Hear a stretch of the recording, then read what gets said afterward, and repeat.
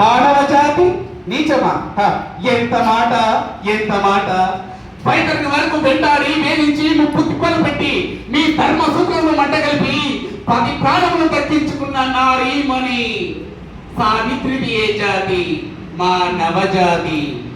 తన భక్తితో సాక్షాత్ పరమశివుని ప్రత్యక్షం గావించి మీ భాషను సైతం గట్టిపోచగా నుంచి ప్రాణహరులైన మిమ్మల్నే ప్రాణ భయంతో పరుగులెత్తించిన పసివాడు మార్కండేయుడే జాతి, మా నవజాతి.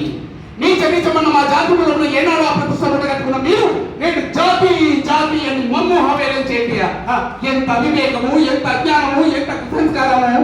నేటి నుంచి దేవుడు అధికుడు, నరుడు అదముడు అన్నటువంటి కీర్చభావమును కూగడి వేలతో సైతం పెకిలించి వేసగా మొక్కులు పొందే ముక్కోటి దేవతలు, దిక్కులు నెల్లే అసదిక్పాలకులు, మంగళించే పంచభూతములు సైతం జయహో నరుడా అని హర్షించే విధముగా ఈ సింహాసనమును అధిష్ఠించగా స్వర్ణ మన్మే రక్త ఖచ్చితాలంతో ఈ సభా మందిరమున అకుల సేవాదక్ష పరివార సమూహ మధ్యమున భూతుల పరిరక్షణ ధర్మాన్వినేములైన ఈ రౌరవమున సర్వదా శతదా శాశ్వత పాప పంకిలమైన కుల మత జాతి కూపమును సమూలముగా శాశ్వతముగా ప్రక్షాళన గావించదా.